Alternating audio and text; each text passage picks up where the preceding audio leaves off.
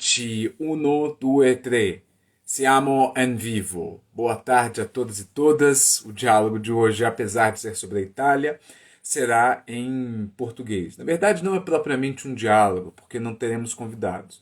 O comentário de hoje sobre a atual situação política, econômica e social da Itália, mas focando na aparente renúncia do primeiro-ministro italiano, desencadeando um novo episódio de uma longa crise política pela qual a República Italiana, nome oficial da Itália, tem passado nos últimos 10 anos.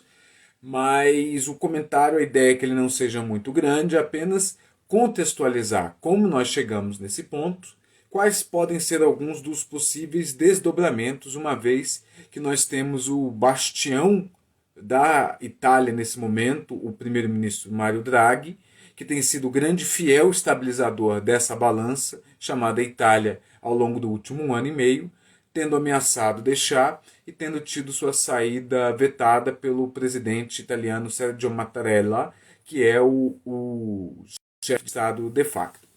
Primeiro, a gente precisa entender, como eu disse, eu não quero que isso seja algo muito grande, não deve passar de 10, 15 minutos. Mas para a gente começar a entender a situação italiana, é preciso prestar atenção num detalhe muito particular.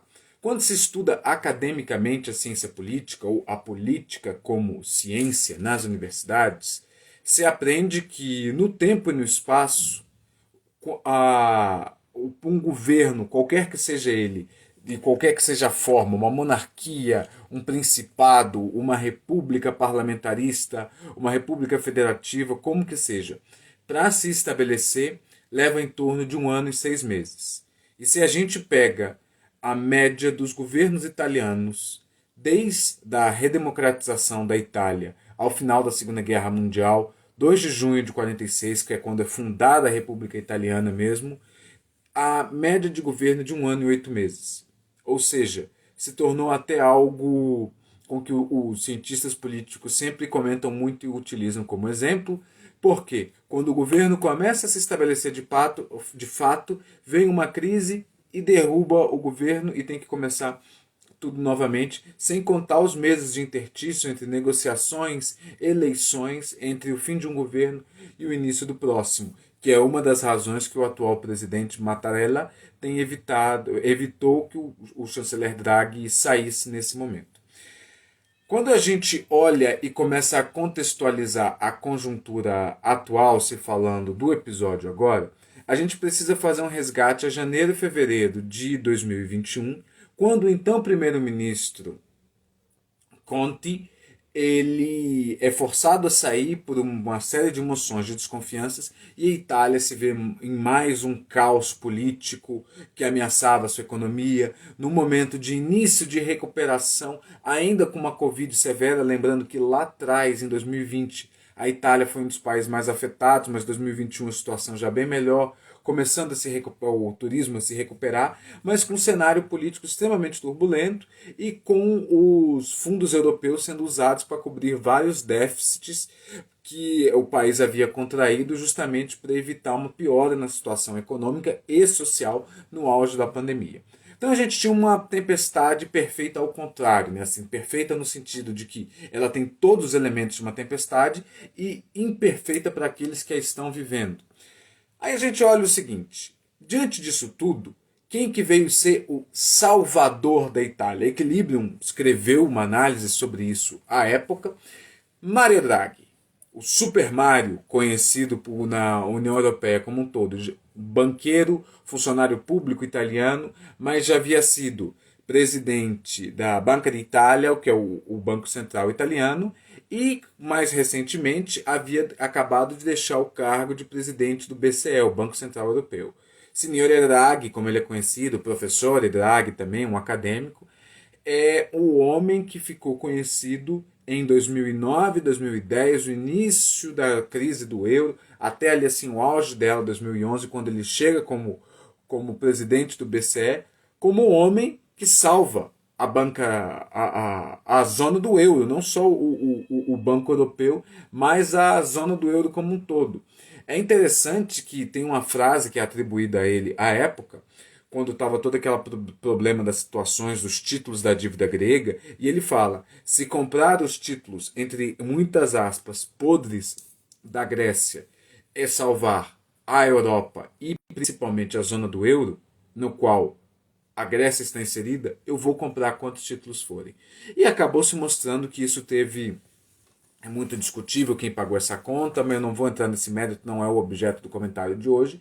Mas o fato é que, mesmo que tenha tido uma baixa na semana que passou, o euro é um sucesso e é uma das maiores instrumentos de valor que são utilizados como reserva internacional no mundo inteiro.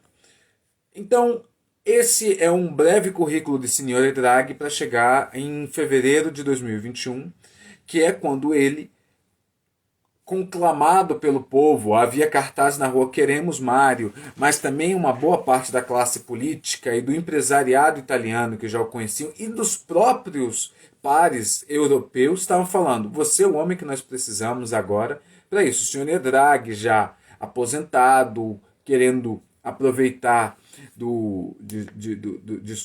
de seu tempo como pensionista, é chamado então e se coloca à disposição do povo italiano para corrigir o rumo da Itália no que e evitar que a nascente crise se tornasse maior ainda. Só que o que acontece é o seguinte, que ele coloca uma condição para se firmar. E essa condição era: eu não sou um político, eu sou um homem de Estado.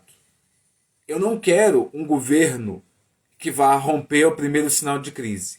Eu preciso da destra à direita e da sinistra à esquerda juntos. Eu preciso do centro, o centro junto comigo. Eu preciso de todos os partidos juntos aqui. Então foi formado um enorme governo de coalizão para que desse estabilidade para que ele pudesse assumir. E assim o foi. E Signore Draghi governou com todos os problemas, como por exemplo a situação do movimento antivacina, que havia crescido na Itália e depois se estabilizou com aquela época, mais ou menos um ano atrás, junho, julho do ano passado, de 2021, quando a situação do passaporte vacinal e tudo. Mas ele conseguiu se firmar e estabilizar e começar um programa de algumas micro-reformas econômicas para poder dar um curso para a nova vida da Itália nesse pós-Covid, com muitas aspas no pós, porque é preciso lembrar que a Covid ainda se encontra aí afora. Mas o que acontece nesse momento, já trazendo então para hoje, é que o Signore Draghi ele apresenta essa carta de renúncia dele ao presidente Mattarella, que não aceita, quando uma das votações importantes que se tinha no parlamento italiano de um pacote de medidas justamente para dinamizar a economia italiana em 2022 e nos anos vindouros, é um pacote que está mirando os próximos 5 anos. Apesar de ter sido aprovado esse pacote, um dos principais partidos que compunham essa aliança, que é um partido muito forte na Itália atualmente, o Cinque Stelle, os 5 estrelas, que tem como uma de suas principais figuras justamente o ex-premier italiano Giuseppe Conte, eles votam contra. Porque numa dessas medidas para gerar emprego, de criação de fábricas, de laboratórios e etc, etc, uma das coisas que se diz é de criar um incinerador de lixo em Roma. É considerado pelo Cinque Stelle como sendo uma medida populista, que um incinerador de lixo pode parecer muito bom porque vai acabar com a lixo das pessoas, mas é poluente, é uma medida antiquada, é uma medida para ganhar voto na cidade de Roma. São dadas inúmeras razões e o partido vota contra. E Signore Draghi fala que ele se sente insultado porque isso é uma quebra de confiança. Porque se prender num micro detalhe como esse é algo muito pequeno, pueril. Essas são palavras minhas, para tentar ilustrar o contexto, trazendo para os nossos ouvintes aqui. Talvez até mesquinho de um detalhe como esse, mas a política é feita de pequenas coisas. Mas o Signore Draghi sente-se ofendido em relação a isso. Então ele apresenta sua carta de renúncia, Há uma surpresa generalizada na República Italiana, inclusive entre os partidos que não esperavam isso. Só que o presidente Mattarella renuncia. Eu dei o fato. Dei alguns dos seus porquês. Agora vamos para os possíveis desdobramentos.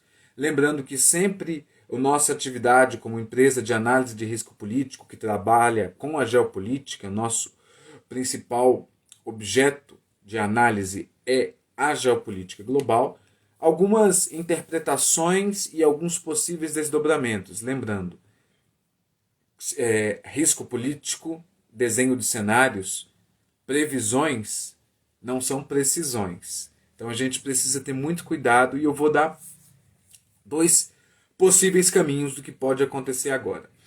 É muito difícil de imaginar que o presidente Mattarella já não soubesse de antemão da renúncia do primeiro-ministro Draghi.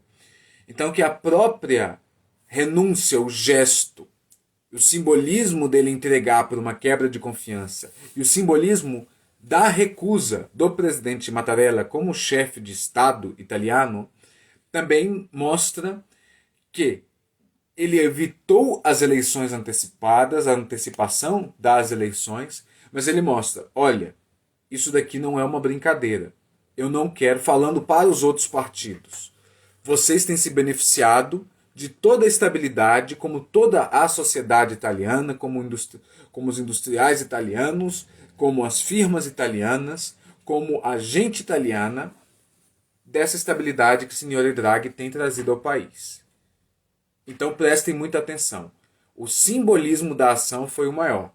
E isso pode levar a que, principalmente nessa semana em que entra agora, mas nas semanas seguintes, que, uma vez que o Premier Draghi vai se apresentar novamente perante o parlamento italiano, que seja renovado esse voto de confiança e essa grande aliança que engloba da direita à esquerda, passando pelo centro, passando por anarquistas e passando por neoliberais, que lhe foi dada e que foi formada lá em fevereiro de 2021 para que ele pudesse assumir. Esse é um dos caminhos. O segundo caminho é, num contexto de terrível instabilidade italiana, que o Premier Draghi, de fato, queira sair e apresente a sua renúncia novamente, e esta dessa vez seja aceita, e o parlamento italiano tenha de ser dissolvido e novas eleições, que as eleições italianas atuais estão programadas para fevereiro de 2023, sejam antecipadas e a Itália inicie novamente o seu ciclo político conturbado, que foi o início da minha fala do dia de hoje. De todo modo, o que é preciso dizer é se atentar exatamente a esse timing. 1 ano e 6 meses já de Signore Draghi praticamente como chanceler italiano. Estamos nos aproximando de 1 ano e 8 meses como. Ou seja, a história ela nem sempre se repete, mas que ela rima, ela rima. Meu comentário de hoje termina aqui. Esse vídeo também vai ser postado no YouTube. Caso você não esteja inscrito no nosso canal do Instagram, esse que você está assistindo, Equilibrium_CAP, pode assistir. E não deixe de se inscrever, curtir, comentar e compartilhar com seus amigos e demais. E não se esqueça do nosso canal do YouTube também, Equilibrium Consultoria. É fácil de achar. Se inscreve lá também que esse vídeo vai estar lá. Muito obrigado a todas e todos pela atenção. Equilibrium, os fatos e seus porquês.